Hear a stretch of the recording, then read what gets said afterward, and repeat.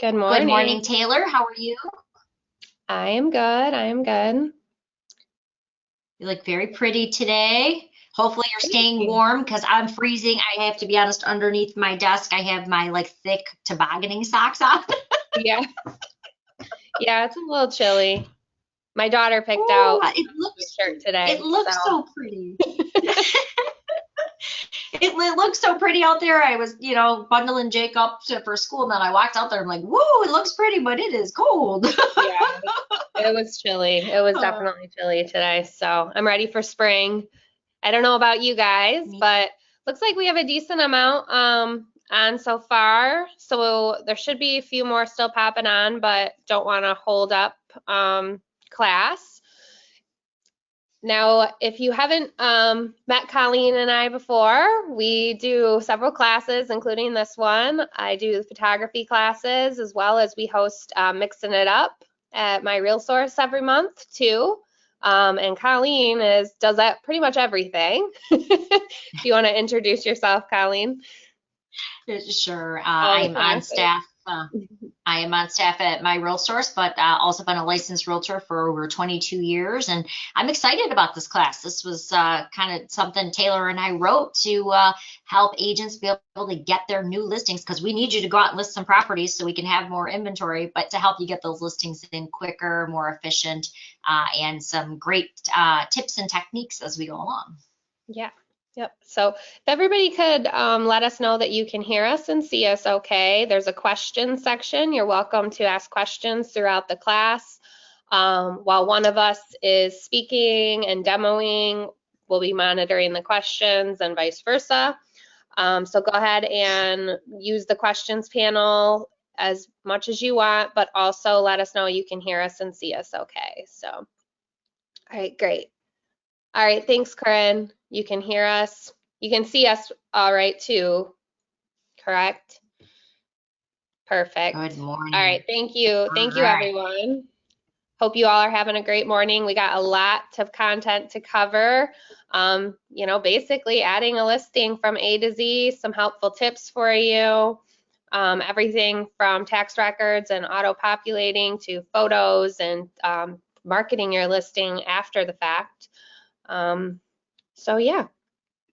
And no one knows more about photos than Taylor, so you got the right person to work on photos and talk about captions and descriptions and marketing your listing. So, well, I'm excited. As Taylor mentioned, there's some handouts too in the GoToWebinar panel, which probably is minimized over at the right-hand side of your screen right now. But if you click on those, you do have to save them first to your computer, and then you can open them up, and they're kind of the cheat sheets of what we're going to cover in here today. So I know we had about 27 registered. We still got a few popping in, but I think if it's okay, I'll go ahead and get started. Yeah, sounds great. All right, perfect. So I'm just going to go ahead. I'm going to turn my fuzzy hair off so that you can just see my screen because it looks a lot better than my Q-tip like hair today with all the craziness and cold. All right, so here The we dry hair. go. All Yeah. right, so here we go. So let's get to what we started with. So basically, it's just what Taylor mentioned. We are going to show you how to prepare for a listing, put your listing in, and then once your listing is there, Taylor's going to give you some great tips on photos, on captions and descriptions, things that you need to know. But whenever I am really preparing for a listing appointment, the first thing really is where do you go and get the information? And what I always like to tell people is when you're preparing your CMA, you're preparing for your listing appointment, you really want to start with the tax records. And there's two sources of tax records, so we're going to look at both of those. The easiest thing I think to do is to find out if that listing, if that property has ever been listed before. So if I go up to my power search right here at the top and I type in 205, I'm going to use my good friend Tom's listing here. I'm going to go ahead and pull up 205 Lakeshore, which you see right here. So if the property has been listed before, an easy cheat is to simply find that listing One, because I want to have the previous sale from the MLS in my CMA report. By the way, you can import this. If you're using Cloud CMA, you can make this like the second page of your CMA if you'd like. So it shows that you did your homework. You know when the property was closed, how much it sold for. All of that is listed generally on the MLS ticket. But another thing this MLS ticket is going to allow you to do is it's going to allow you to use the quick action links. Now, here's a cool thing that we do at the MLS. And there's very few MLSs that do this, by the way. As a MiRealSource member, when you use BSNA through Paragon, I'm going to show you that in just a second, we actually pay that bill for you in any of the gross points, so any of the 5 gross points in Genesee County and Macomb County. So that means if you normally click on BSNA, you have to normally click on it, go in, put the address in, and it will ask you to pay that $1.50 or $2 fee. We actually pay that at the MLS for you. And the reason is it's kind of like a member benefit. And so BSNA, just in case you're brand new, is the trusted record from the municipality. And we are the only MLS in Michigan to use the live BSNA server. What that means is I recently had some clients who were getting ready to close, and then we were notified that they had a couple $1,000s worth of property taxes that were not paid. They went down to the city assessor in the morning, they paid them, and when we clicked on the BSNA link in the afternoon, we were able to actually show that those were, in fact, paid now. So BSNA is basically the municipality or the trusted city record that's going to have all the information for the property.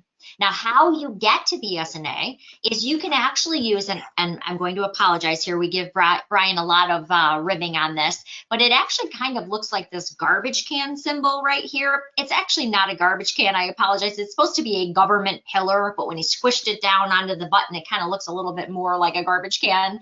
But basically what that is that will take you directly into the BSNA record for that property.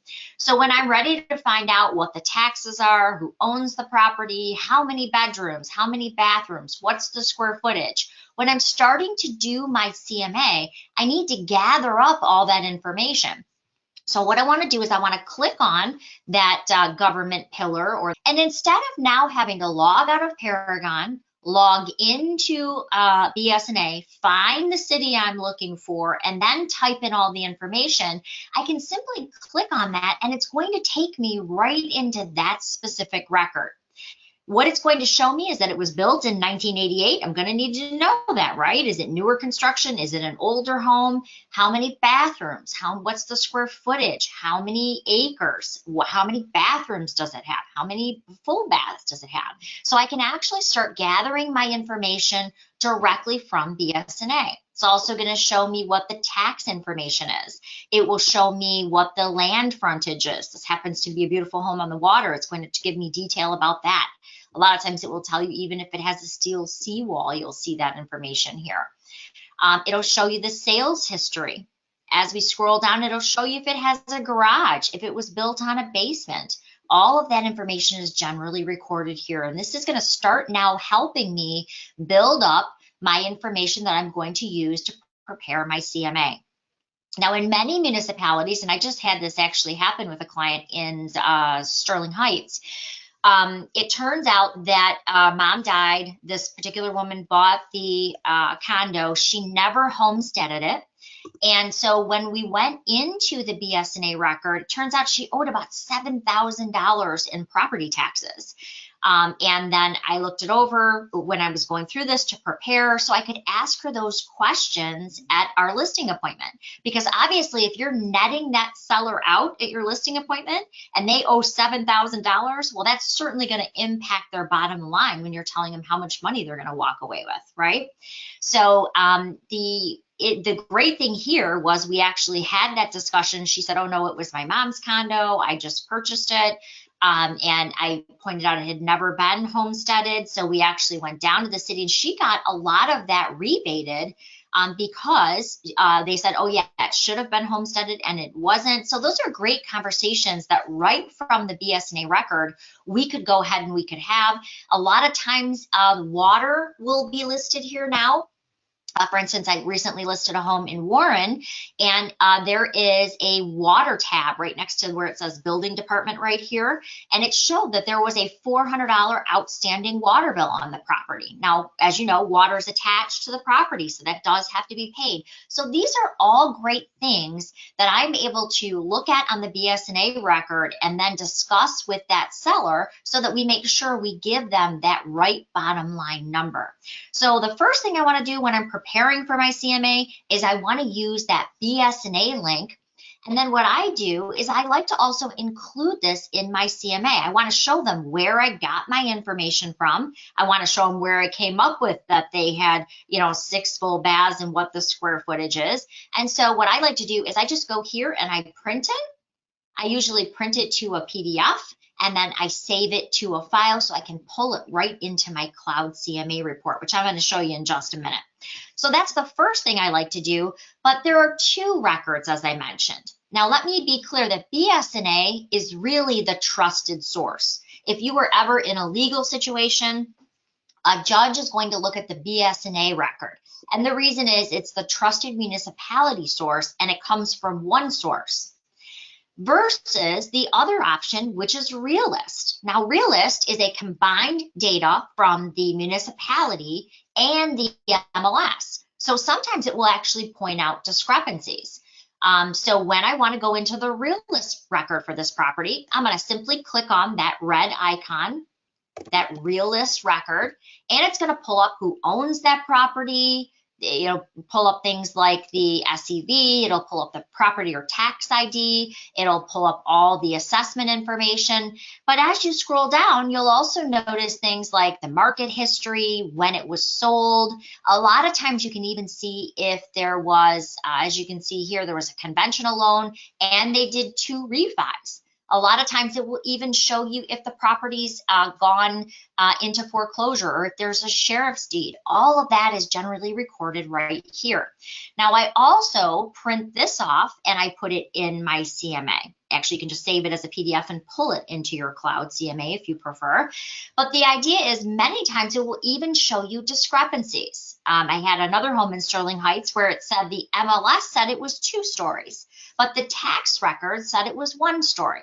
I pull up in front of the home to list it, and of course it does happen to be 2 stories. So I ask the homeowner, well, why does it say, for your tax record, only 1 story? And he said, oh, well, I own a dormer company, and I actually put the 2nd level on, but I never pulled a permit. So these are great questions that you're going to want to ask. And I bring in both of those records, and the reason is I want to have the information where I got it from, in case they say, well, my square footage is wrong. Where did you get that square footage? I want to be able to show that this is what the city actually is saying your square footage is. Plus, it allows me to have those great conversations if something doesn't look paid or if something needs to be. And sometimes it's an assessment. Maybe they've had an assessment for a sidewalk repair. Those are great conversations, though, and by addressing that through the Realist record and the BSNA record, again, even putting in the MLS ticket, it makes it look like I've done all my homework as the great listing agent, right? So another thing is that if you are preparing your listing documents, so obviously we're getting ready for our listing appointment. Of course, we're going to pull our comps. We're going to do a great job and put it all in cloud. But I also want to prepare my contracts. So what I'm going to do here is I'm actually going to go into our resources. So remember, resources is like your toolbox. Think of that where all the great tools that you're going to use are going to be located. So under resources, when you're looking for online forms, and if you're, maybe if you're with Real Estate One, you might be using ZipForm. Most of our members are using Transaction Desk. And the nice thing about Transaction Desk is it actually auto-populates from the tax records. So I can fill a lot of those forms out. But there's some magical buttons in here too. So let me show you what I mean. So I'm going to go into Transaction Desk and I'm going to say I want to now prepare my listing paperwork. I know how many bedrooms, I know what's the square footage, especially if you're one-stepping your listing, this is a great thing to do, is to just get all prepared so we can now pull that in to our listing template. So now I'm in transaction desk. I'm just going to hop over to my transactions here. And basically what I want to do to start a new listing is I want to go in, I want to click the add button, but there's a shortcut. I don't want to add in a bunch of information. I simply want to pull from the tax record what's already there. So I'm going to say that I'm taking a listing, and we'll use 41539 Wessel Drive. By the way, some people ask, should you name it after the transaction or should you name it after the client? I always recommend naming it after the address, because if you put Bob Smith and Bob Smith buys 3 houses from you, it's a little bit more difficult to find that transaction. You got to go through 3 Bob Smiths, right? So if you're going to do that, you might want to just put in the address dash the client name. Now, the key to using Transaction Desk, quite honestly, is using a made-up packet, like a listing package or a sales package. So if I'm doing a listing, I'm just going to apply my listing package and bam, all those forms are coming over. But here's the secret easy button. When you're ready to fill out all of your listing contracts, you don't want to have to go fill out 30 fields of information that you don't need to, right? What you want to do is you want to click this import data. Instead of pulling from MiRealSource or the MLS, this time we want to choose the tax record or the property information, if you will. So we're going to select RealList. And of course, when I go over here, I'm going to click on the magnifying glass. Now, the reason I click on the magnifying glass is if when Brian built this, it was really cool and everything, but he's like, all you got to do is put in the tax ID. And here's where I had to look at Brian and say, okay, agents don't memorize tax IDs. We know addresses. So actually, if you just go right over here to the right where the magnifying glass is, you're going to fill out only 3 pieces of information. And why that's important is if you fill out too much information, you're most probably going to get an error. And let me tell you why. Tax records are very exact. So the more information you put in, the more it's going to dwindle down those results that you get. It's kind of like Google. So you only want to put in these 3 fields. We want to do county. So I'm going to say that this listing is going to be in Macomb County. And we want to put in the route street number. So I'm going to say just the street number here. And then only the route street name. What I mean is leave off the ways, the places, the circles, the boulevards, leave all of those off. Because remember, tax records are very, very exact. So you don't want to put in more information. So this happens to be Wessel Drive, but I'm just going to put in 41539 Wessel. Once I put that in, I'm going to click Search Tax Data, and immediately it's going to find that property record. Then I'm going to simply select it, and I'm going to start my listing from that actual tax ID. So now I'm going to hit Create. What happens now is it's fetching that tax record, and it's starting to fill out the listing paperwork for me. As you can see, a lot of that information is already carrying over. So the street number, street name, city, county, zip code, subdivision, tax number, when it was built, school district, legal description, all of that is carrying over for me now. Another thing that it's going to do when you pull from the tax records is on step 3, it's also going to bring in the owner of record. So if there's multiple owners, let's say it's a husband and wife who own it, it's going to bring over their names and list them as a seller.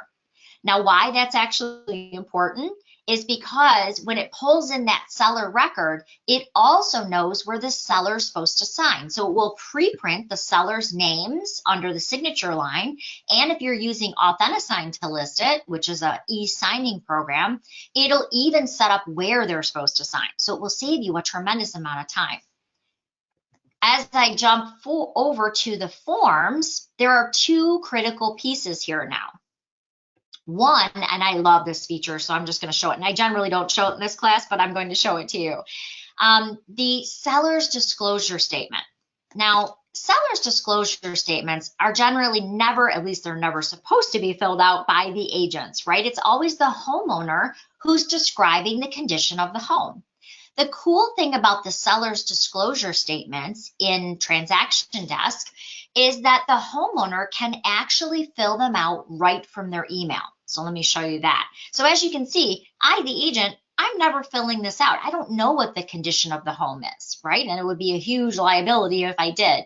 So I can actually send this ahead before my listing appointment and have the seller fill it out right in their email and hit save, where it then comes back to me, the agent. So how you do that is you can go up to File. I can now hit Send via email. Now, most documents, by the way, most of these documents I'm going to send in a locked format because I obviously don't want them filling, out their own listing agreement or their own purchase agreement. But this is the one form I would recommend doing this with. So I'm going to send the seller's disclosure statement. I'm going to hit OK here, and I'm going to send it via email. And I'm going to put in the recipient's name. So I'm going to say I'm going to send this to Colleen. We'll call her Sally Seller for this example, just to make it easier. And I'm going to put in Sally Seller's email address. From here, you could even put a subject line like looking forward to our listing appointment, or, seller's disclosure if you maybe call ahead and let them know that it's coming. But this I want to send as a link, and I want to open up this form so that they can actually fill it out. So I'm going to say I'm going to give them till tomorrow when I'm listing the home, but I'm going to send it as a live link. And I'm going to allow them to go in and basically fill out this form from their email. Once you hit send, they receive it in a nice, easy format so that they can go in and fill out those check boxes and fill out those lines. So I'm going to show you what they see in just a second. The idea is I used to, every time I'd go on a listing appointment, I would then sit at the table, I'd pass this form over to them, I'd go measure the rooms, and inevitably, what would happen? I'd come back and they'd have 9 scratch outs because they didn't realize, oh, wait, there's a not available column, or you couldn't read half of it, or they were trying to find their roof home warranty. It just became really cumbersome. So what I decided to do was always send it ahead, giving them time to go ahead and fill it out. All right, so when they get this email, let me kind of show you what it's going to look like.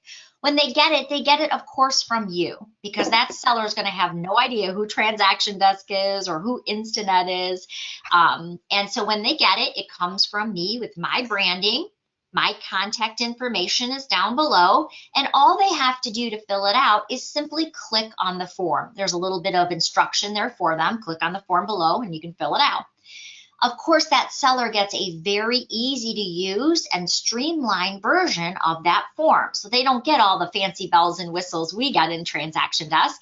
But what they are able to do is go in and literally check off the boxes of the item. So if they make a mistake and they didn't realize, oh, there's a not available column, they can go ahead and correct that without a bunch of scratch offs. And when it comes to filling out things like, did your basement have water? They can go in and fill out those fields. When they're done, all they have to do is hit save, and it comes back to you, the agent, as they filled it out. They can also print it. And down below, you'll also notice I just received a notification as the agent that my client went in and filled out that form. So I'm being notified by Transaction Desk as the agent that that form has been filled out by Sally Seller. They can also, of course, print a copy off for themselves or save a copy for themselves too. But the nice thing is once they do that, it's now returned right back in my Transaction Desk file so that I can print it off for my listing appointment, or of course I can send it for e-signatures and have them sign it that way. One of the other nice features about Transaction Desk and filling your forms in that way is that you also have a data form. So we're going to look at that. The data form is also being auto-populated directly from the tax record. But I'm going to jump over to the residential data form just so you can kind of see it. I prefer, because I use Transaction Desk, I prefer to fill out the data form and click a button and send everything to Paragon to create my listing. What I mean is, a while back, I used to go into the data form, fill it all out. Then I would go back into Paragon and I would enter the listing, which means I had to fill the same fields out again. Now, there's two different schools of thought here, so I'm going to kind of cover both of them. One, some agents will fill out the data form, then they will hand it over to their listing admin. Their listing admin will then have to rekey all of those fields of information into the MLS to create the listing. So unfortunately, one time I had a vacant land parcel. It was $47,000. I turned in my data sheet. And of course, I've always had great admins. I've been very blessed. But of course, they're helping other agents walking into the office. They're taking client calls. They're setting appointments. So unfortunately, my listing got put in at $470,000 for this little small vacant piece of land. And so it's a lot nicer when I can simply click a button and send it over to my admin so they don't have to rekey all of this information. They can look it over, maybe add photos and hit save, and the listing is live, which is a lot easier for them. However, if you're an agent who then, on that second school of thought, if you're an agent who puts in your own listings, you can simply fill out the data form and click the upload listing button, which of course will send everything over to Paragon and create a partial listing. So let's take a look. Now, we're going to do a little pretending here because I'm not going to fill in this whole data sheet here. It would take some time, but everything in red basically is what you need to complete. It's all required fields. What I like about the data sheet, especially when it comes to features, they're all laid out in a nice, easy to read format. So if I scroll down, you can see how clear and concise it is. It's really easy to check multiple boxes at once. I find it easier than actually doing this in the Paragon system. So once I've got all the required fields in, I'm just going to scroll to the top so you can kind of see it. Right up here is the upload listing button. Okay, so I've got all my stuff in the data sheet.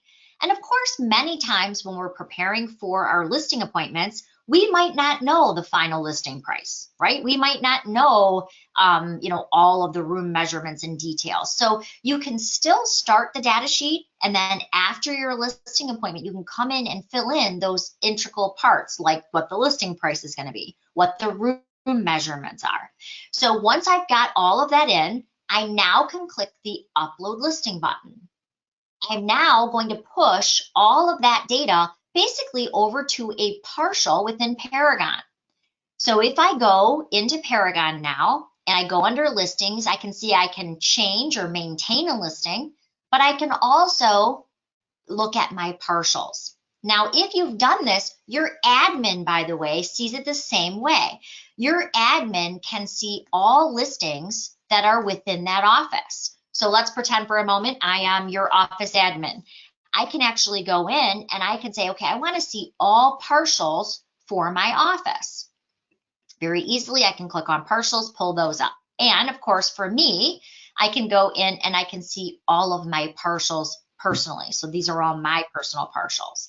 When I'm ready to go in and I'm ready to add the photos and make the listing live, all I have to do is open up that partial and then go in and add any remaining pieces of information like my photos, and Taylor's going to walk you through all of that. I can go in, add any of my photos, and all I want to do is make it active and then put in my listing date. Once I do that, I can go ahead and hit save, and my listing is now live on the MLS. Now, let's say you did this, but you're not ready to make it live. Well, you can save it for up to 180 days, and it will alert you when it's getting ready to expire. You could resave it for another 180 days if they haven't listed yet.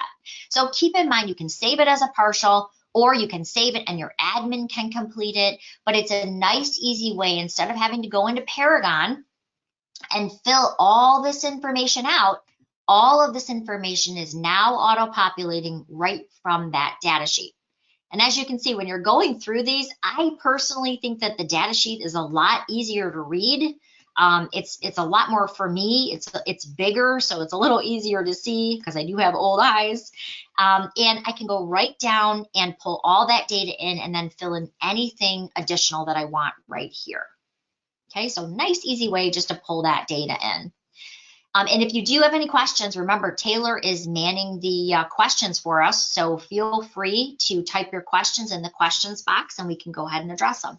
Taylor, do we have any questions so far? No, we do not, but I do just want to add that I added a few links into the chat of our YouTube channel where you can watch this class, other listing classes that we've done, as well as pretty much classes on all our other products. And then I also added links to the photos classes coming up and the transaction desk. So since some of the things we'll be covering throughout this class, there's a full class on it even deeper. So those links are there for you in the chat to register if that's something you'd be interested in. Awesome. All right, so a couple other features while we've got the listing open. You do need to add your disclosures. So how do you add your property disclosures? So remember, we sent them ahead to our seller. Our seller has now filled them all out. They've signed the property disclosures. How do we make them available so that when an agent's ready to write up a purchase agreement, they can simply go into the MLS and have all the documents that they need? Not only can they go into the MLS, but if they're using Transaction Desk and they click the easy button to write a purchase agreement, it will even pull the seller's disclosure in with their offer and allow their buyers to sign it all simultaneously. So it does some really cool things. And it also shows up in HomeSnap. So when a buyer's agent is showing your listing, they can actually pull up HomeSnap. They can see your disclosure. So if there's a question about, well, what's this evidence of water down here, Mr. Buyer's Agent? Well, the buyer's agent can simply go to their phone and immediately see the seller's disclosures, the lead-based paint, any associated documents. They can also share it with the buyer standing next to them. So that becomes very helpful. So, and another thing, and this is just a side note, but it's kind of a personal pet peeve of mine. So I'm just gonna, since I'm teaching the class, I'll get to give it to you. If you are listing a condo, and instead of me, Mr. Buyer's Agent, having to call you, the listing agent, and say, hey, in this condo, can you have pets? I have a buyer with 2 dogs. They want to know, can you have 2 dogs in this condo? Please take the time to upload your condo rules and regs or your condo bylaws. Do you know how much time it will save you when you don't have 20 buyer's agents calling you to find out, can you have dogs living here? The idea is, plus you're going to need to convey those anyway to an interested buyer. It's really nice when you are educating the buyer's agent so that they can show your property more efficiently and they know the answers. They do not have to all call you and say, can you have dogs? How many dogs? Is there a size limit? Because you've placed the condo's bylaws or rules and regs right in associated documents. It is so nice. Colleen, Mary raised her hand. Mary, if you would like, okay. I can unmute you if you would like to ask your question. Is it okay to unmute her, Colleen? Sure, absolutely. Go right ahead.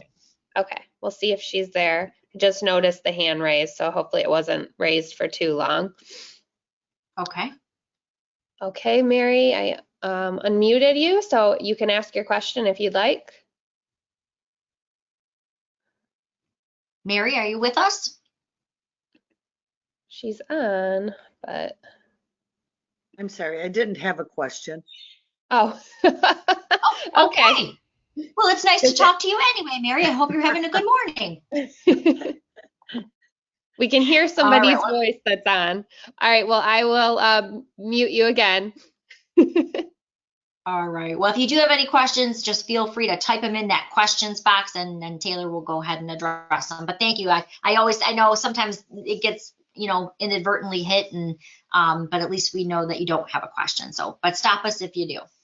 All right. So how do you get those disclosures in there? How do you get the bylaws or good examples, rules and regs for the condo? Can they have a dog? That's always a good example. A survey. If you've got vacant land, it's really nice when you include a picture or a survey of the property. If you've had it perk tested, this is another thing you might want to include in the associated docs.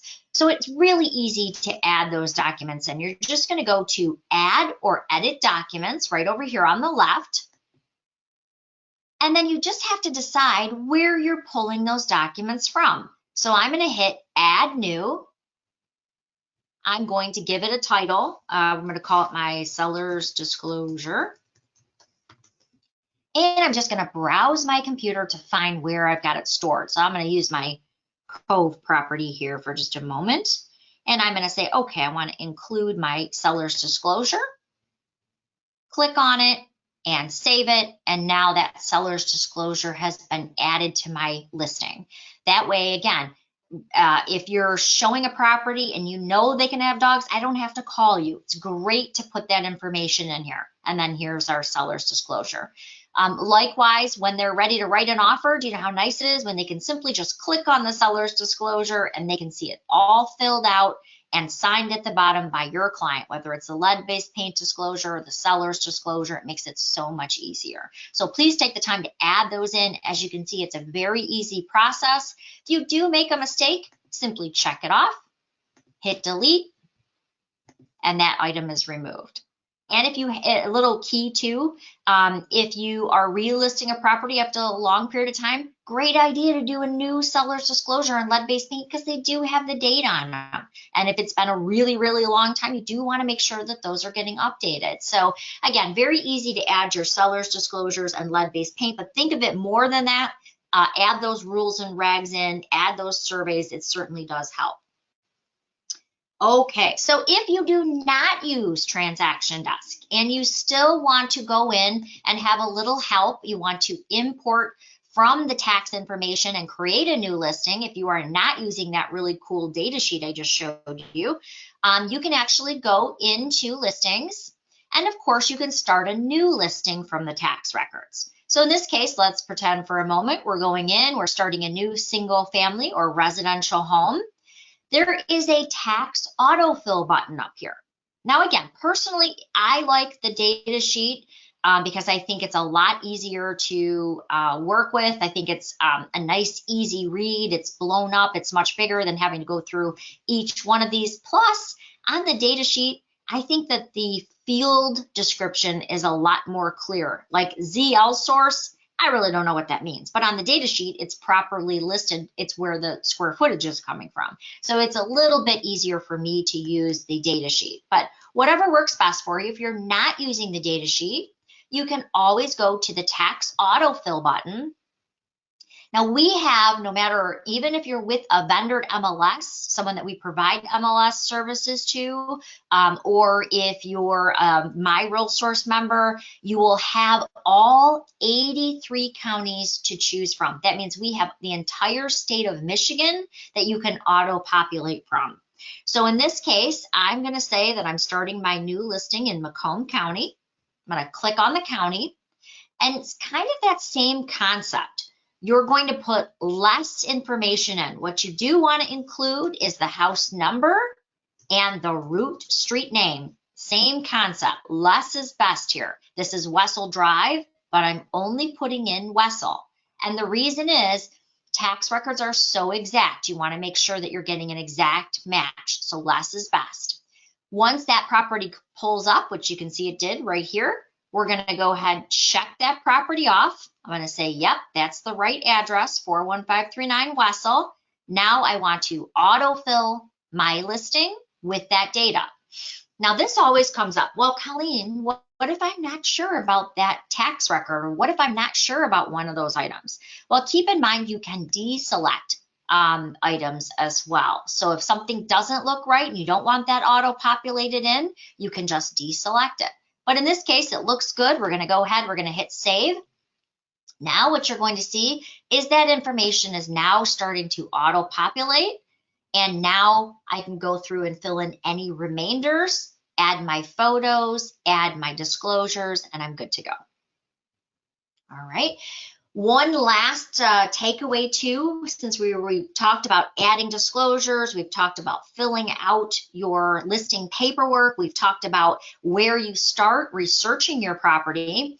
When we started off, we talked about how important it is to pull up that BSNA record and how important it is to pull up that Realist record.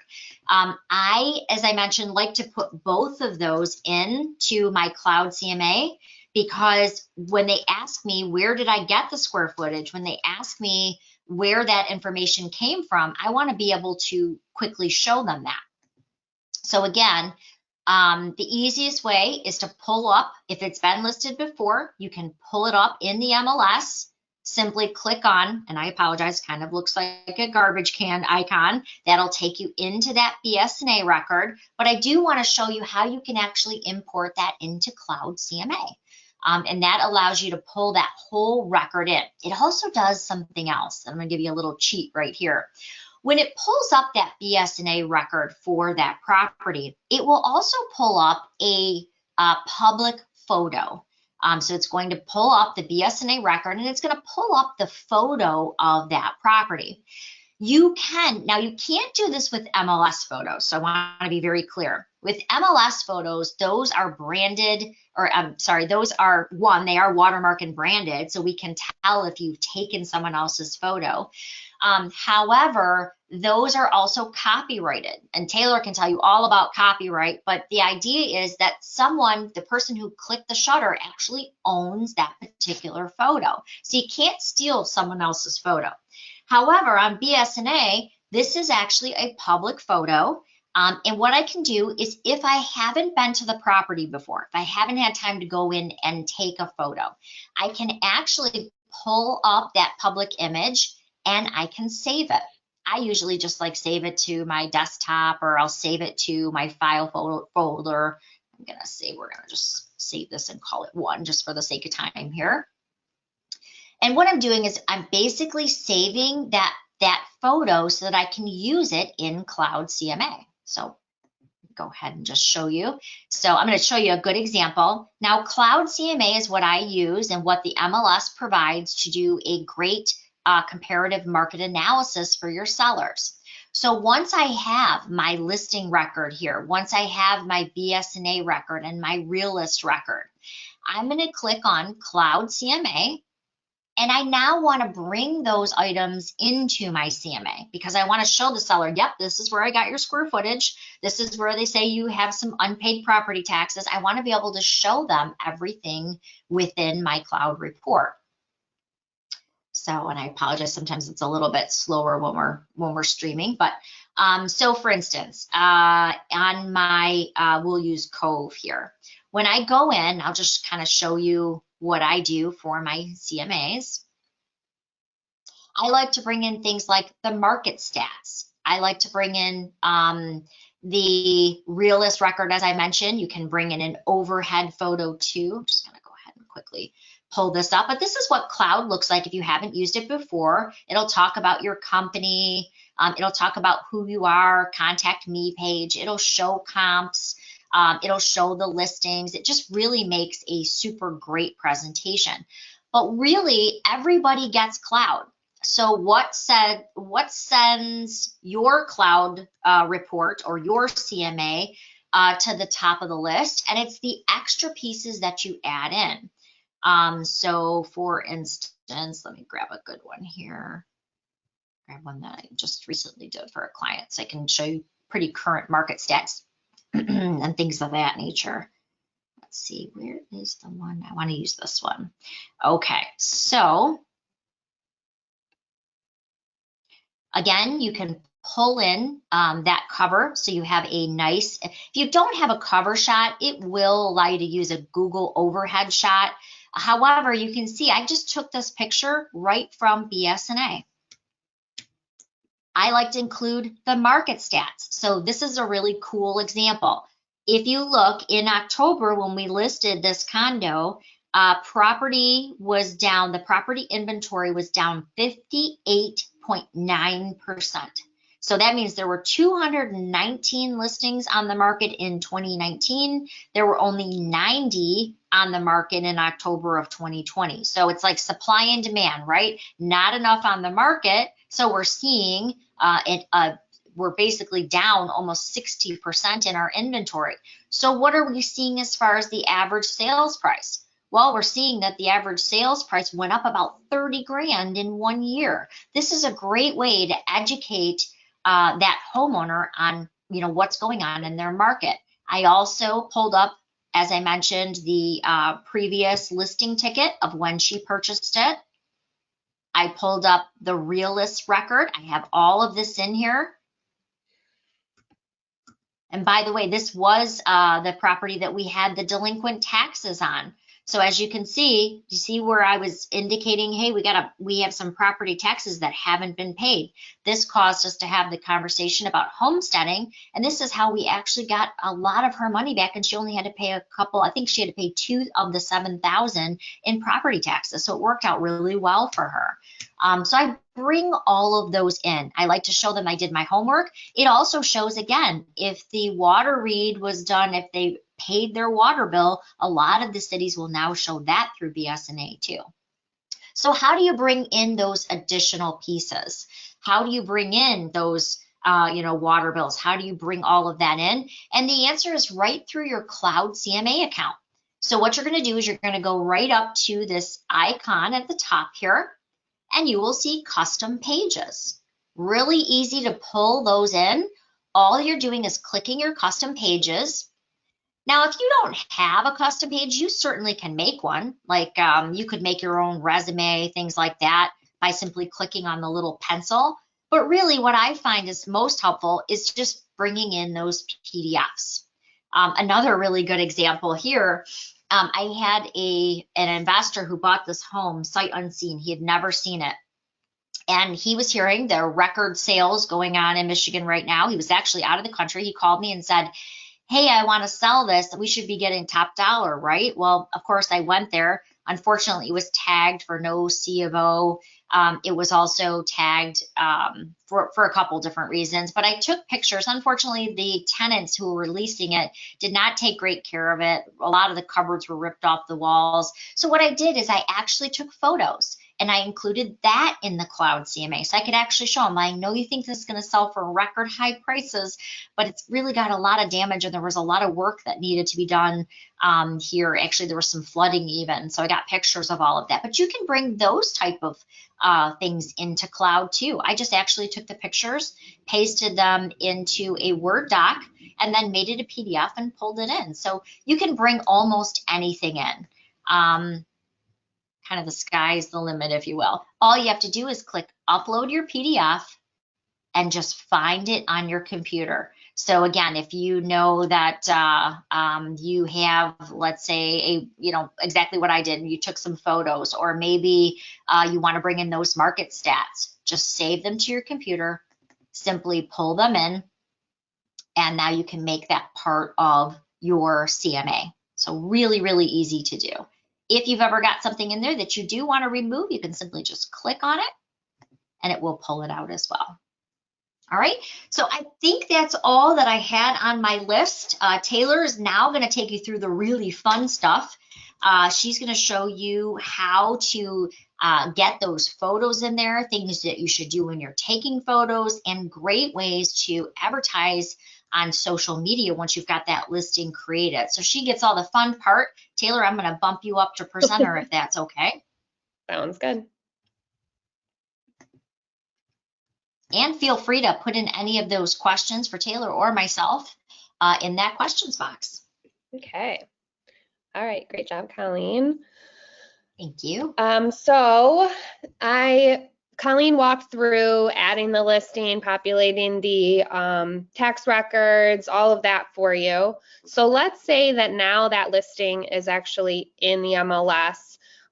There is a status called a partial function. Now that allows you to save it as a draft. So once you've added all these data fields, added the tax records and everything, associated docs, which I think you're actually going to talk a little bit more about. But with that, you then can go in and you can perfect your listing by saving it as a partial.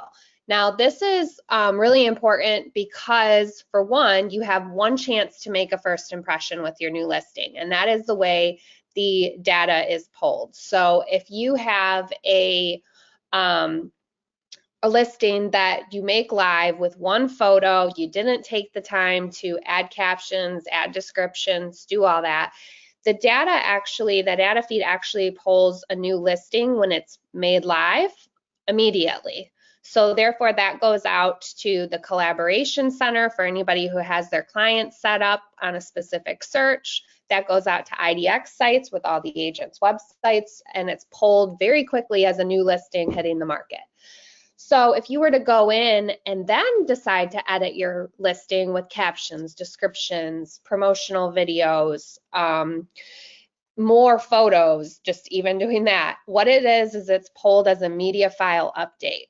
And that can take anywhere from 24 to 48 hours, depending on when it loads, as well as what brokers have set up, because we're a broker-owned MLS. Therefore, the brokers decide how early their feed is distributed out. So you want to make sure that you have that as perfect as can be before you save it as live. So thankfully, we have this partial function. So as Colleen made this listing, she'll save it as a partial.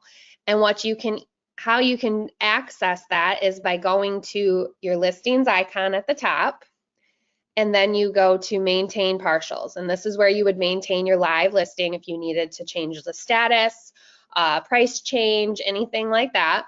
But to access your partials, you're just going to simply hit partials. I already have my partial pulled up, but it'll have, the address for you to choose, and then you can go in and you can make any of those changes, add any of those data fields that you need to, add and edit any photos, any documents, as well as schedule open houses and tours. So there are a few little tips that I want to share with you guys. From marketing the property to utilizing the data fields that are here and all the photo features that we have. So in the maintaining the listing, you can upload multiple photos at a time, actually 99 at a time. So what I recommend is, of course, quality over quantity. Having more is not always better. You don't want to have too many before you get to the meat and potatoes. You have about 10 photos to get their attention when they're browsing. Now the inventory is low, so people might take a little bit more time and be more patient, but that doesn't mean that, you want them to fall in love with that listing simply from your photos and be really excited about that and put that offer in really quickly. So you can upload up to 99. Now, depending on the size of the house, what I recommend is at least having 2 different angles of the rooms, especially like the main rooms. Maybe a close-up photo of something that maybe you want to highlight in that room, which I will be showing you examples of that. And then you can kind of tell that story of how you would walk through the home. So I'm going to show you this sample listing. Instead of just telling you, I'll show you sort of the flow of how I recommend doing that. And we go into this deeper, as well as many other things in my photos class. And I did add links to that if you wanted to register for that. So at least for part 1, part 2, you will complete homework and bring that to part 2. But if you just want to get some tips and tricks and kind of learn the basics of things, as well as me going into deeper into this even more, you can just take part 1 if you would like to. So you can upload multiple files at a time, which is nice. So one thing that I recommend for archiving your photos is you maybe will take 100 photos, but you don't want to upload all 99 of them. So you want to have maybe like 30, 40, depending on the size of the home. And then when you upload them, what's really nice is once they're uploaded, it actually will load in the file order of the photos, but sometimes that's not the way you want it to go. So you can simply just drag and drop in the order that you want. So the order should be somewhere in how they would tour the house as well. So if you were going to be highlighting at, an open house and kind of showing these features as they would experience it coming home or as a guest, think about it like that, as well as the main floor, the main spaces, moving up to the second story if it's a 2-story. And so once you have that desired order, which we'll go through it, like I said, you can go in and you can add your captions and your descriptions. So what's really nice about these captions and descriptions is this is your, for one, this information gets sent out as well. So on your single property website, which I'll be showing you, through advertising sites, those get pulled. If our data sharing partners have that in their system to share, which many of the ones we vendor and stuff do as well, they will be able to see these captions that you took time to actually write. And you're doing a great service to your client because you took that time to really highlight these features, where if they're just kind of mindlessly scrolling through these photos, they might go back and then really kind of look into it. So highlight those things that, yes, maybe will be in the listing report itself, but tell a story. So what I do, and what I have in this listing is an example of kind of like the experience of coming home to this house. So a stunning 2-story home in ABC community with a 3-car garage and circular driveway. Great for entertaining. Everybody knows that. I don't know if you guys have to shuffle your cars around when you have gatherings at your house. I know that we do. And we even have a large driveway with a turnaround, and we still have to shuffle cars around. So it's really nice to have that, circular driveway where you can kind of get around the cars easily if you need to leave. So I thought that was kind of a nice thing to highlight there. Let me just actually pull up the listing.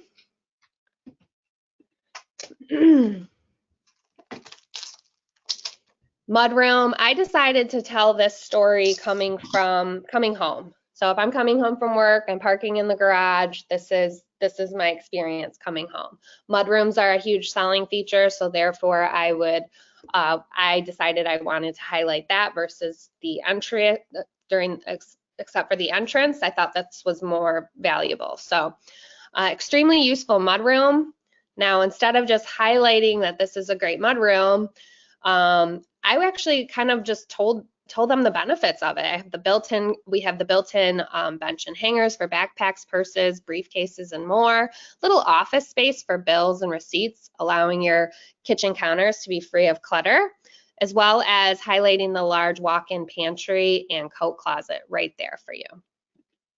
Couple different angles. Now this is a small space. You don't necessarily want to have maybe too many photos, but for me, I really liked this mudroom and feel like that's a big selling feature. So I wanted to kind of have a couple different shots of this.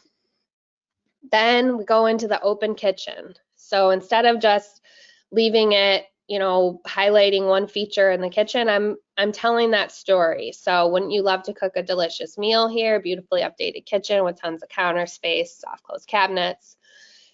Now, when I say you want to do a couple different angles, that's because there's certain things that maybe are missed, as well as it allows them to fill in that space a little better that maybe they would have missed. One thing that I know when I was looking for homes, I got so frustrated with scrolling and then the rooms would jump around, or I'd get one little kind of tight cropped photo of the space and then I'm in a totally different room and I don't have those different angles and that transition for my brain to fill in that continuity of the whole home together. So I like to have at least 2 different shots of the space, especially for the main rooms. Now, this is with that first shot, as you can see, you don't have the appliances in the photo. And I'm using a wide angle lens as well. So shooting from a different angle, I'm highlighting the double ovens, which I would love to have. Colleen, you have those, right? Comes in handy. I do. I do, and I have to be honest, I do love it. Yeah. You're like, not gonna lie, I love it. So huge thing to highlight, especially if you're a great cook like Colleen. This little breakfast nook area. And this is a nice transition photo as well as highlighting the cool ceiling that's there for you to look at. And then mix in some close-up photos of some nice features. So in the photos program, as well as the photo field trips, which I hope to be able to launch those again back in the fall, let's hope, as long as everything kind of stays where it's at with the pandemic. We'll go through and we will, point out things that are unique or really just nice things about the home that you can bring a more artistic, creative shot to, and how to do that and how to set up your camera. So I definitely like to have a couple of those photos sprinkled throughout. Highlighting the large island. We'll talk about techniques. One of the techniques is rule of thirds, shooting from angles, shooting straight on, what you should do, highlighting odd numbers. And this is an example of doing that. And kind of just making that experience going through the listing a little nicer. So one thing too that I want to share with you when you are deciding the flow of your photos and before you start taking photos is to actually think about those transitions into when you're going to move on to the next room. So the couple different angles helps, but you can use these descriptions to highlight that. So you can highlight the features, of course, selling, as if you were walking through the home, like, oh, this is great with these built-ins. You can hang the kids' backpacks and winter clothes that they put on every single day, things like that. Get it out of your way at the front door. But I also like to highlight kind of what room maybe is coming next. As they look at the photo, they read the little description that pops up, so that they get this little teaser of what's coming next, like The Office. So they maybe wouldn't have saw this from the other living room photos, but because you have this little teaser of this hallway highlighting that, I am explaining where it is I can explain where it is in the descriptions, which I actually do in this description right here. That short hallway connects to the living room, as well as a half bath. So they're getting those different transitions. In the photos class, we talk about shooting small spaces as well, different perspectives and how to photograph spaces. So all of this is kind of demonstrated here in this listing. You'll see I have a couple close-ups. Now, it takes some time to, actually go through and decide what you want to highlight in the description, but I totally think it's worth it. I like to just add it into my notes on my computer. So I'll go through, I think there's 38 photos as part of this sample listing. And I might duplicate some of the descriptions, because who knows if they read it in the first photo of the room. They might have just kind of skimmed over it, and then now they're reading it even more. So it doesn't have to be a ton of work, just one little sentence even. You don't need to write a whole paragraph. It's 255 characters, so you have plenty of room to tell that story if you want to, but you don't have to. Just a simple sentence highlighting something is really nice. Here's an example too: casual space to get ready every morning, to relax away from the chaos. I wouldn't mind having something like that while I'm getting ready in the morning. So, this house, of course, is a beautiful home with a lot of cool features. So it was fun to photograph and fun to write little descriptions for, but it doesn't have to be, some really unique, beautiful home. It can be that simple traditional house. But you can still kind of tell that story of it, or any nice history. If it's near downtown, it's got some great property, ponds, pole barn, things like that. You can go in and you can simply do that. So One thing also that you can do once you have those captions and descriptions added, you can edit the photo once it's in. So you can simply rotate it. And this comes in handy if you took photos on your phone, because if you do change the orientation on your phone, the photo actually flips for you. It recognizes that. So if you were to upload the file and you took the photo upside down and it comes in upside down, you don't have to edit it in the software that's on the computer or another program that you maybe purchased. You can just simply upload it in and change that orientation. This comes in handy for taking photos on the smartphone, most definitely. You can crop too. So I know that I've experienced this where just little things sneak in and you're like, oh, okay, maybe I can kind of get that out of the corner here without, you know, taking too much out of the frame, because those things that sneak in the corners can be distracting. So you have that option. Another thing that you can do once you are satisfied with your captions, your descriptions, the order of your photos, you just simply hit save. All that's going to do is save what you've done to the photos. Okay. Now, when you're in the listing itself, there's a save. If you hit save listing and you have added everything that's required, it's going to go live. And we talked about what that means for the data field, or for the data feed with data sharing and with the collaboration center and IDX and advertising sites. So you definitely want to go to your view detail report here and kind of experience it as a consumer. You know, open that up, make sure that it makes sense like I was in the gallery view, how they're going to see that coming through. Another thing that you can do besides that is you would add all your, schedule your tours and open houses and things like that if you were going to do that. Upload your associated documents, and then you just can hit save as a partial, come back to that when you're ready.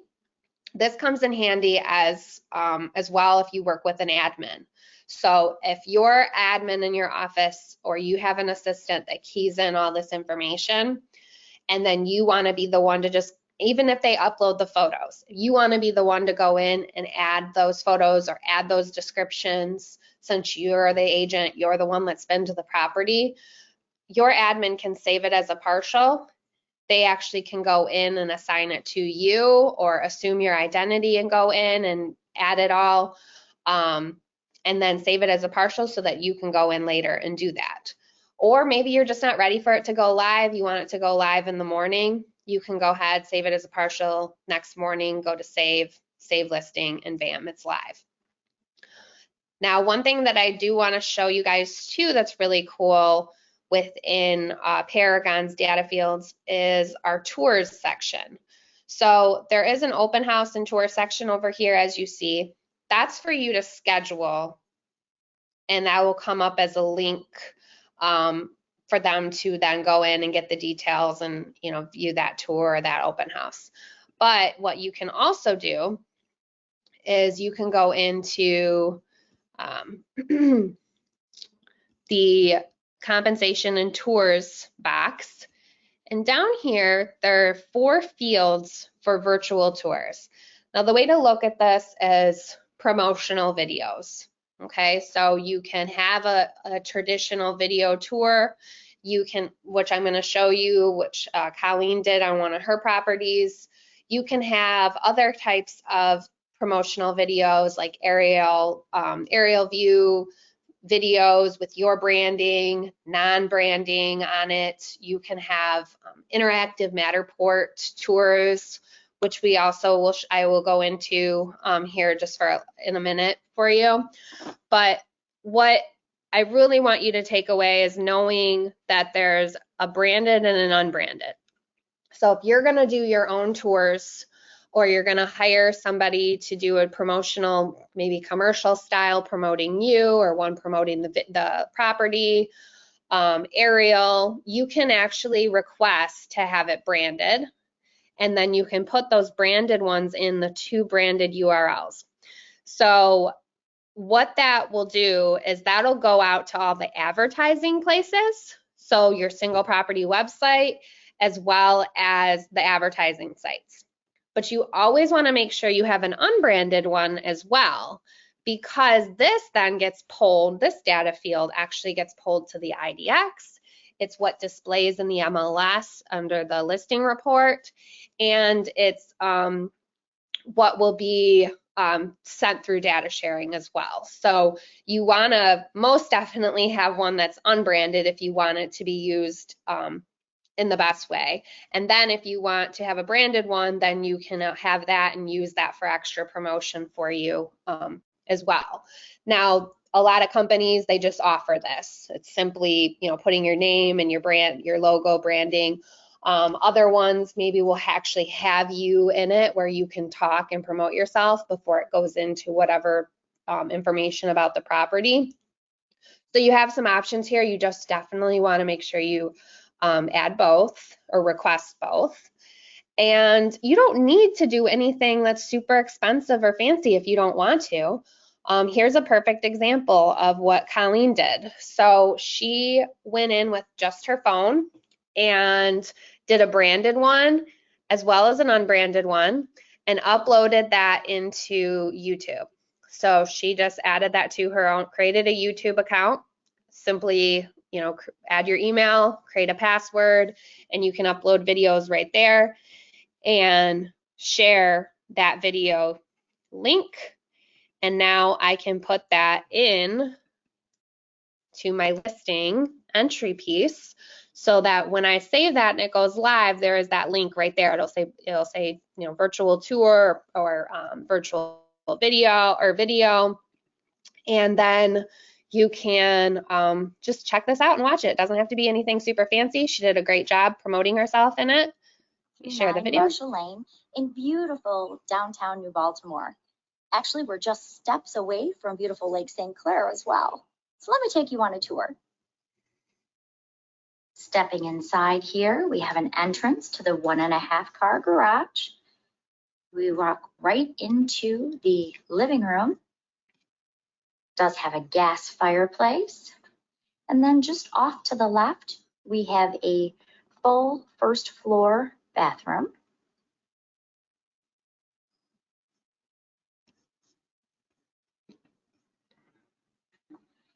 And Colleen, this was all done on your phone, right? Correct. Yep. You just did it simply right in walked front of the camera. in, I think we did highlighted this, the features. What? Yep, I think we did this like 3 days, thankfully 3 days before the shelter in place went into effect. So it was like really good timing, and boy, did it help a lot.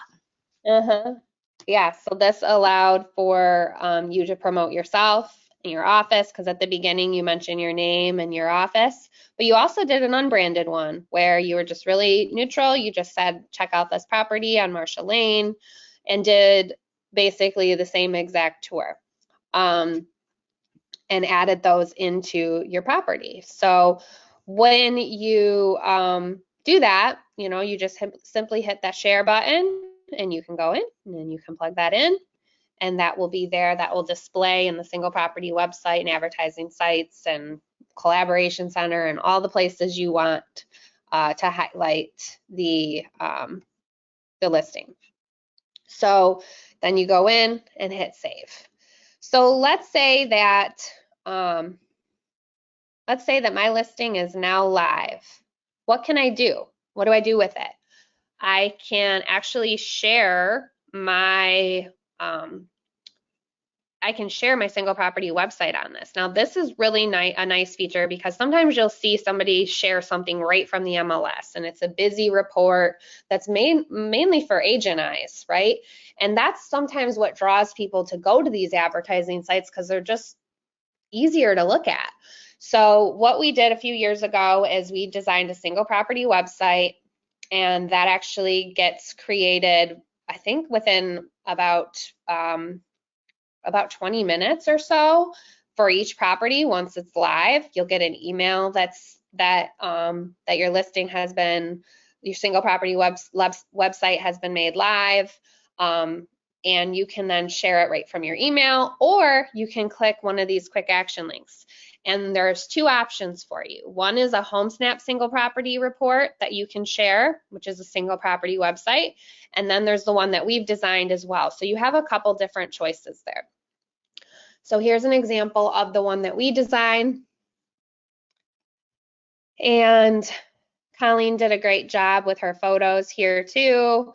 And she added plenty of photos. And what's nice about it is it has your branding. It's going to have, she doesn't have any tours right here or anything like that, but it'd have a link to then watch those tours, the ones that are advertised to her. You can high resolution photos going through the home. Nice little pond there. And once she opens that up, she can kind of look through, double check everything if she needs to. Somebody can contact you right from this site, easily from this form. That'll go right to your email that's set up in the MLS, or have your information right there. And now Colleen can hit share, and that will connect to her Facebook page. And one thing that I think a lot of people accidentally overlook, or they're not sure and they just want to share it right to their personal page, is there is a way that you can share it to your business page simply from Facebook without having to go to a new tab, find your business, toggle to your business page, and then add it. So you can just simply switch to a page that you manage and it'll pull up your business page.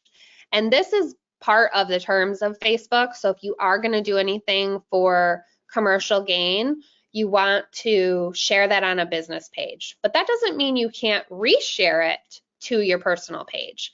And that is probably the best strategy, because the original source of where it's shared is at least on your business page. That's going to give more traffic to your business page, but you're also going to get double eyes on that, or eyes that maybe don't like your Facebook business page, but they're friends with you on Facebook. So you can go in and you can promote this property. So it loads a large primary photo for you. They can click on that and has that lead capture feature right there for you where they can contact you. Another thing that I just wanted to highlight about the single property website that I do really like, and we wanted to make sure was a really unique feature compared to these advertising sites that sometimes agents just share from or consumers gravitate towards because of, you know, the ease of looking at the listing. You don't have any advertising from any other agents on your site. It is straight your branding, your listings, and it keeps a lot of your pending, so it shows that you have, you know, you've done business. If you have, it'll keep all of those listings on there, some sold properties that are all tied to your name. So I'm just going to take a little description right from the remarks that Colleen so beautifully wrote. One second. Now, if I could just get some of the massive amounts of boxes out of there. Okay. Yeah, it You're sounds seeing nicer in the the, description, but you're we're seeing the working on it. Yeah. Are you seeing the Facebook window? Yes. Okay. Okay. Because Yes. the screen kind of looked a little funky for a second, so I just want to make sure. So what I recommend doing with your captions and descriptions is adding, you know, one to three sentences about the property, of why they should care, a couple little features of the home, and then a call to action. So the call to action should be, you know, don't wait, call me or message me anytime, 555-555-5555, okay? So you have that selling feature, why they should care, as well as a call to action. So when you share that, I'm actually just going to share it privately on my page since it's not my property, and post that to Facebook. So now when I go to my Facebook page, you will see, let's refresh it, you will see that single property website. Large photo, little description. So if you write too long of a description, it does get cut off. So usually like 4 sentences, 5 sentences is the max that you're going to want to do. And then open that up, and that's going to go right to that single property website. So if you want to also market in another way, once your listing is live, HomeSnap is basically our mobile MLS. So this is something that you can do to set up your clients so that they are looking at information in a user-friendly way right from their phone that's directly from the MLS. So when you set up a client, they have the client view when they download it, and it's tied to your account. But you also have an agent view where you get commission information and more agent remarks and things like that for you. So what's really nice about HomeSnap is with this single property website, you get that lead capture as well, where they can create an account under your HomeSnap account. So you're the agent that they're associated with. And with that, then they can communicate with you really easily. They can favor properties, and you can see that under your client base, under your HomeSnap agent app. So the HomeSnap app also allows for you, the agent app allows you to edit your listing. That's exclusive to us. Make any changes to that property, from price changes, status changes, all of that right from the app. So like I said, it's essentially the MLS on your phone. And then you use it as lead capture and communication as well, so that they're off those advertising sites where there's agents advertising to them, and it's not all about you. So whether they are intending to do that or not, they might just honestly have a question about it, and instead of asking you, they're gonna just ask whatever ad comes up to that agent. So that's kind of been a problem in the industry, and some confusion. So when you share this, you can get that lead capture and get them associated with your account. So when I share this, I can simply share to go to my page and write the same description or something a little different, like go ahead and create the call to action for this one. Actually would be really good to talk about creating an account under your HomeSnap. So if you want to search directly from the directly in the MLS and ask me any questions via text, you can do that. So go ahead and create an account in HomeSnap to directly search the MLS and easily communicate with me via text. So it's a little long, so I'm going to take a few things out here. And so my call to action is really about creating that account under me. So one thing too that you can also share is just your profile, and that profile is an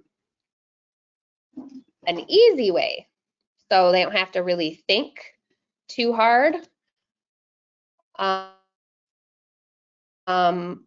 regarding creating an account under you. So you can tell them to do this, but then they have to go, all right, where do I click to create that account? So the call to action for HomeSnap should be the little description, why they should care, tell them to create the account, and then give them the link to create the account directly as well. So I'll post that. And now I have my profile on there, or I can have the single property website too. Go over. I actually trumped the single property website by doing that. So sorry guys, that was a little clunky for a second, apologize. And I can go in And now Oh, I want to make sure I I love add that that. Want to add that and then make sure I didn't delete that link like I did. And then add the profile one as well like I did. I'm sorry about that. I was a little clunky. So does anybody have any questions? Because I kind of screwed that one up a little bit. I thought you did. I actually thought you covered it pretty well, though. Okay, all right. So just to recap, since I was a little clunky on that, is share the single property website. Do not delete that link. And then you can write your little description, call to action, and then with that call to action, you add your profile link. And your profile link's very easy to find. It's just right there under your name and then my public profile. And then it'll share that single property website, and then in the description will actually be the link to the HomeSnap profile as well. You'll have both in there. And I think that's That's all awesome. that I am going to cover. You did a Yeah. great job. I don't think we had any questions. There was one question. I think it's referring to the single property website. Could you show where they find the single property website one more time? Yep. So both single property websites are going to be little quick action links right under the property. So when you pull up your listing, it'll be right there. The house with the check mark is the single property website. And what's nice is if you put your cursor over it, it actually tells you what all of these icons mean. You're not just supposed to know. So it does tell you. And then there's this little HomeSnap branding right here with the HomeSnap single property website. So they're all going to be right there for you. The little quick action link with the house with the check mark is the single property website. So doing both is great. You know, do one day and then do another one the next day or a couple days later, and kind of see which ones people gravitate towards. You know what? One week you might have a lot of hits on the single property website, and the next you might have a lot of people that create an account under your HomeSnap and look at those hits under your HomeSnap account. So tied with this single property website is something called ListTrack, as well as all of the things that the feeds are set up with under your broker. So IDX, advertising sites, things like that. So if you want to see those analytics, you can go to resources, and we have a product called ListTrack. ListTrack is going to give you a rough summary, I would say, like a report of the views, inquiries, what has been the most popular, the amount of visitors on what sites. So your single property website is actually associated with this as well. So when you create that listing, you will get an email for the single property website, as well as go ahead and add it right from the single property website icon right here. And you can get feedback and analytics right under resources into ListTrack. So that was the one. I knew there was one more thing I wanted to mention, and that's ListTrack. Perfect. And then just so you know, we do have a couple people from different MLSs. You have the single property website, but you may not have the ListTrack analytics added. So just FYI, so if you don't see ListTrack in your resources, you can still use the single property website directly from the listing, and you still have it under property inventory links, but you may not have all the analytics. So just FYI. All right. So Taylor, I thought you did an excellent job. If you have any questions, for hard ones, ask Taylor. Put them in the questions box. I don't know about that, but I'll take all the easy ones with the wrap up. So just kind of as a reminder, you're going to see some statuses in the MLS. I just want to make you familiar with all the listing statuses, because we've got some new statuses that came about just over the last year. One is coming soon. What was happening with coming soons and why we have the coming soon status is, unfortunately, we were getting a lot of people doing pocket listings, basically. So let's pretend that Taylor is my buyer. Taylor calls and says, you know, Colleen, I'd like you to get me into that house. There's a sign in front. I don't see it in the MLS. I'm calling, can't get my buyers into that house. And then, of course, you know, it goes into the MLS as pending. It was happening more and more. So NAR stepped in and said, we're going to create policy 8 that says when an agent actually advertises. Now, the question is, what's advertising, right? It can be, and it's very clearly spelled out in policy 8. It can be a sign in the yard. It can be a Facebook post. It can be a postcard. It can be so many different things. It's very clearly spelled out, but any type of advertising, if you can do a coming soon status, but that means that it has to be entered within 1 business day. And that means it can be up to, doesn't have to be, but it can be up to 7 days in the coming soon status. And on at midnight on that 7th day, it'll automatically turn into an active. That allows everyone to see it, and making sure that we're all working in the best interest of our seller, because we never know where that highest offer is going to come from, right? So that's what coming soon is. It cannot be shown by anyone, including the listing agent or a team member, or have an open house. It cannot be shown in that coming soon status. If you do think someone is violating that coming soon status, report it to your MLS, because obviously that is not something we want to see. And we do have escalating fines, as well as other MLSs do, for violating the coming soon rules. So coming soon you need to be aware of. ABO, you see those. A lot of people like to show ABOs. Some people don't like to show ABOs. ABOs are acting as an active, accepting backup offers. That's what that means. Quite honestly, we always did that, because in Michigan, your license law says you have to present all offers, so we really do that anyway. However, this is pretending to be active, but really it's being continued to be shown, but it has a pending offer. So it's pretending to be active, but it's really kind of pending. So you need to know what that status is too. And then finally, one last piece of maintenance. When you want to refresh a listing. So it used to be, back in my day, 100 million years ago when I got my license, we would take things off the market for 1 day because we wanted to refresh them. They had a lot of days on market. Let's say it was 190 days on market, and you're like, I'm going to take it off. I'm going to change the price $1, put it back on.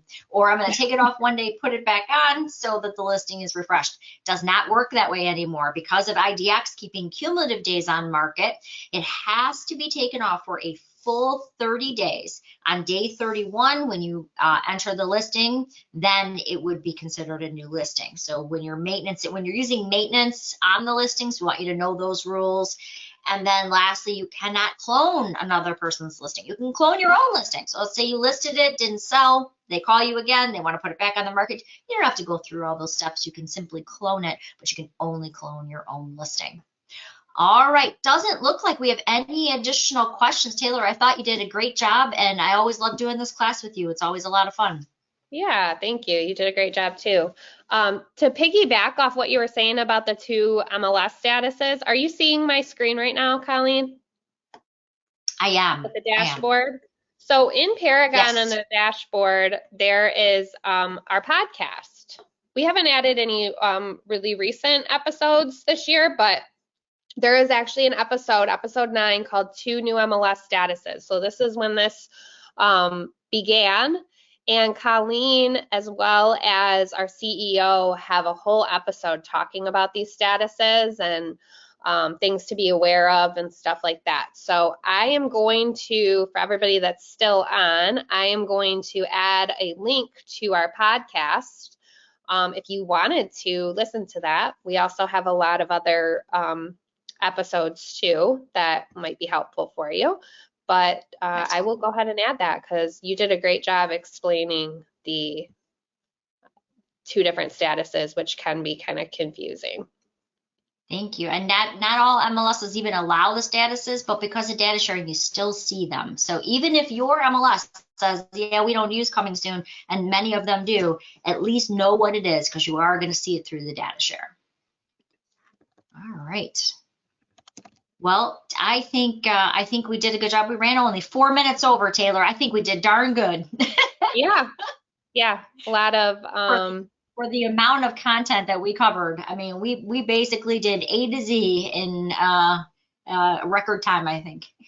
Yeah. Yep, I just want to go ahead and add that real quick. Okay. And then remember, this class is also being recorded. So if you missed anything or you came in a couple of minutes late, don't worry. You can go to YouTube, MiRealSource Media, and you can actually see this entire class again. You can fast forward exactly where you're looking for, or anything that you may have missed.